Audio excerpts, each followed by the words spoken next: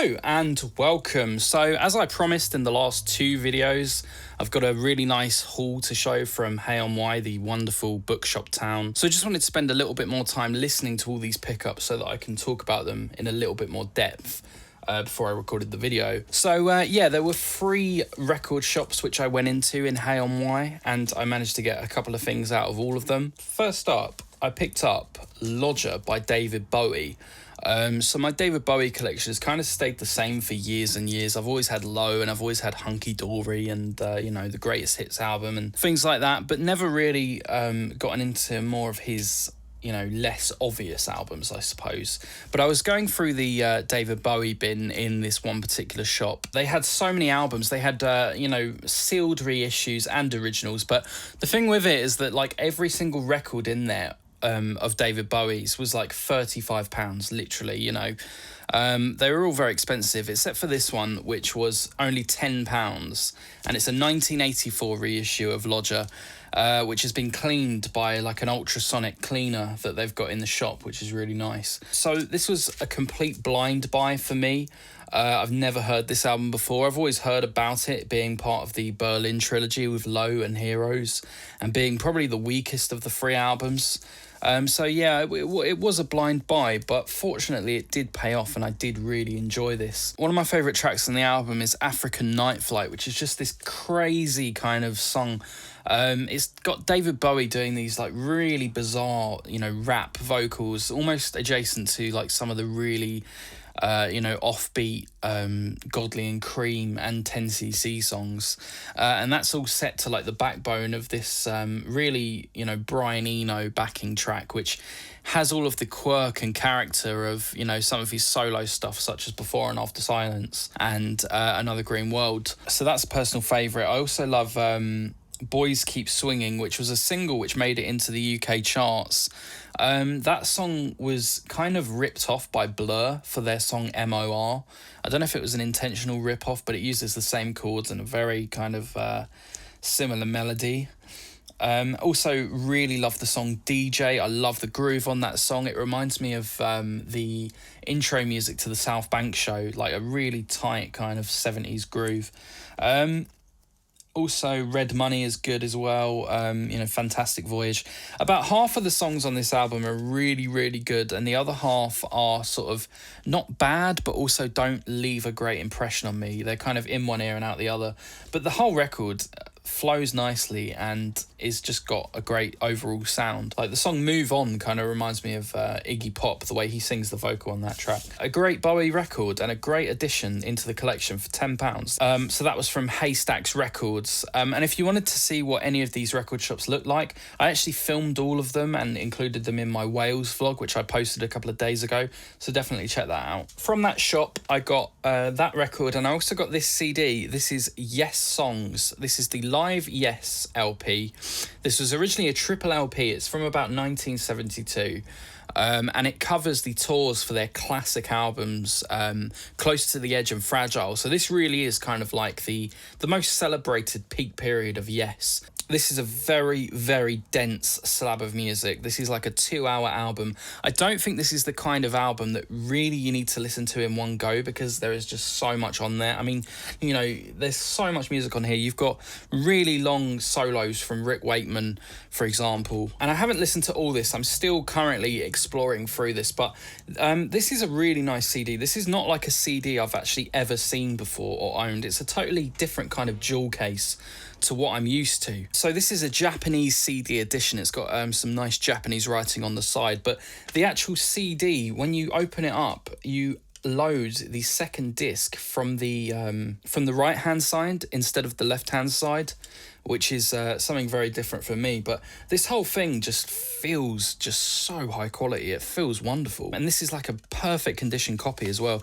You get a really thick booklet with all kinds of artwork from Roger Dean, which is just beautiful, beautiful stuff to explore and look through as you're listening to these tracks. You get a Japanese booklet right in the middle of that, which I like a lot, which has got all your lyrics on there. Got the really nice Atlantic labels on the discs. So yeah, this was a beautiful, beautiful find. Been looking at this online, and it seems to go for a lot more money online, like £30 or even more, like £50 sometimes.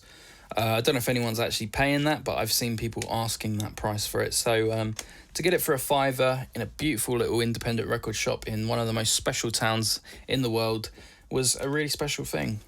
I think the only complaint that I would have about this, and I think that other people have complained, is that the audio quality is a little bit lo-fi. It doesn't sound the best, but the playing and the songs and the musicianship's so good, you kind of you don't notice it that much. Kind of warmed up now. When I make these videos, I'd start recording and I get really like hot and, you know, like flustered and hot, and I feel a bit under pressure and I get a bit nervous and I, you know, find the words hard to come out. But after about 5 minutes, I kind of warm up and I get going, and you know, the cogs start to turn. Yeah, the next 6 CDs were from a little shop called Tangled Parrot, which was like a small part of a larger shop.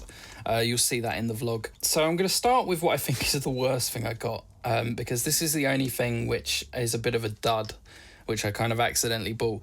This is David Bowie with Never Let Me Down. Bought this totally blind, and to be honest, it's not a great album. It's actually often considered to be the weakest David Bowie album out of all of them. There is a song on there called Time Will Crawl, which is actually very good, but the rest of it, I don't think the songs are very bad, but the execution is not good. You know, it's got really like bloated, overblown 80s production, which is just so over the top. It's, you know, it doesn't do these songs any favours, really. It's funnily enough, the production kind of reminds me of Art of Noise a little bit, but obviously they're a lot better at doing it. But yeah, like for example, on the opening track, Day In, Day Out, you've these really over the top horns, you know, and just sounds coming in all over the place. It's not great production. But I do quite like the song Glass Spider, especially the outro. So yeah, this is not a great album, to be honest. I think this might be one for trade. So I'm going to stop the video very quickly just to do a shameless plug. Today I posted a brand new song called Deep in Summer, and I'm really proud of it. I'm really proud of the production and the vocals that I sang on it. To give you a bit of reference, it sounds like, it's sort of like the Happy Mondays crossed with Blur, and a few other things like that, sort of mid-90s Britpop sound, but it's got a very warm vintage sound to it. I produced it using a lot of tape machines and vintage drum samples, an acoustic guitar. So if you like that kind of thing, just give it a quick listen. I'd really appreciate it if you did. I'm going to put a link directly below this. So yeah, give it a shot, Deep in Summer. So the next CD I picked up from Tangled Parrot was Sabotage by Black Sabbath. I've been really collecting a lot of Black Sabbath lately. I also got Sabbath Bloody Sabbath, which arrived on the day that Ozzy died, funnily enough. But yeah, this is I think this might be considered to be maybe the last album of the sort of stone cold sort of golden period of Black Sabbath. You know, the albums that nobody even questions. They're just kind of, you know, will always be all-time classics. And I think this is the last of that. It's their 6th album. And it's got a lot of really good heavy thrash metal riffs. You can really hear the sound of what metal would become developing on this album a lot, even more so than classic albums like Paranoid, I think. But yeah, this is a digipack edition, cost about £8, brand new, really nice. I've only listened to this album once, actually. Next one I got was the latest album by The Cure, Songs of a Lost World. I've been listening to this quite a bit lately, as well as listening to all the classic Cure albums, and I've got to say, this album is wonderful. This is basically just a classic Cure album. You know, obviously the recording is different, you know, it's a bit more sort of digital cold recording compared to the 80s stuff, but in terms of lyrics from Robert Smith and his vocal delivery, it could be up there with any of the classic Cure records. You know, it's got really you know, sort of mournful sad lyrics, and the songs are very emotive. And this album was also recorded at Rockfield Studios, which was a very short drive from where I was staying in Wales as well, funnily enough. This really is up there. It's a really good album. The next one I got was Exile on Main Street by the Stones. Unbelievably, right, this is my first ever Rolling Stones album I've ever owned. Mad. I remember my parents always having the 40 Licks LP, which I've got. And also I had a live album at one point which I traded, but yeah, I mean, it's not that I don't like the Rolling Stones, I've just never gotten around to buying any of the albums, just never really sort of come across them for some odd reason. You know, when I've been in record shops, I guess I just look for other artists and never thought about the Stones. But I've been meaning to buy this album in particular for about 10 years, I think. You know, I initially got quite into this when I was in secondary school, when I was doing my GCSEs. And I remember really liking the song Rip This Joint. But this whole album has just got a great sense of doing their own style of rock and roll.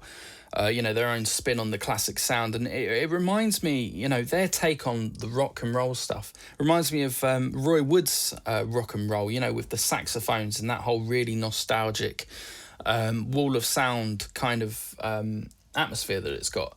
But yeah, the more I listen to this, the more I love it. And it's such a dense record, isn't it? I mean, 18 tracks. Yeah, you can't go wrong with this. And this is a beautiful little CD Digipack edition. It comes with a bonus disc with 10 bonus tracks. So we've got 28 tracks on this thing.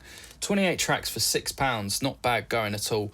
And again, this is like my favourite style of CD packaging, apart from the classic jewel case, you know. The Digipack. This is a double Digipack. Booklet in between. Lots of artwork to sort of delve your teeth into. Really nice stuff, loving it. I need to get... So someone who follows this channel recently posted on their Instagram the 4 classic albums that the Stones made in the run-up to this one. You know, 4 brilliant albums in a row, pretty much totally solid. So, you know, I'm really doing myself a disservice by not buying those. So I think in one of my next record shopping trips, I think I should make it some kind of mission to actually pick some of those up, you know, whether it's on CD or vinyl. Next up, we have a bit of Pink Floyd with Atom Heart Mother. This was pretty much the final Pink Floyd album that I needed for my collection, apart from perhaps Ummagumma. I think I'll get that one as well. I've got the first 2 Pink Floyd albums. I've got all the classic 70s albums, Meddle, Dark Side, etc. You know, Obscured by Clouds. I've got the David Gilmour stuff from the late 80s, early 90s. So, I think this is one of the final things that I needed for the collection. To be honest, I've only listened to this album once, and it was a couple of years ago, but I really enjoyed it, especially side 1, which is the track Atom Heart Mother, which is just this huge, long piece of music. And, other stuff like Summer 68 is also really good. So the next one that I got, the final one from Tangled Parrot, was the Super Furry Animals with Radiator. Funnily enough, a Welsh band. I think these guys came around sort of the same time as a bunch of other really popular Welsh bands, such as the Stereophonics and, of course, the Manics, Feeder. All these kind of Welsh groups all came about around early to mid-90s. But I was really impressed with this album. I've only listened to it once the other day, but I thought it was an incredibly good alternative rock album with like psychedelic and indie elements, as well as some interesting experimental elements. I think the band members were all playing around with like ZX Spectrum computers that were owned by the producer of this album, and making weird sounds and using all kinds of keyboards and things. This reminds me of quite a lot of Blur, because the singer of this group, Gruff Rhys, I think his name is, apologise if I'm butchering that name, he has a very similar tonal quality in his voice to Damon Albarn and Graham Coxon of Blur. I remember he featured on a Gorillaz track, Superfast Jellyfish, and for years I didn't even realise that it wasn't Damon Albarn doing the vocal on that track. He's got a very similar tone. But yeah, this album kept me consistently entertained and impressed with the music. I really liked it.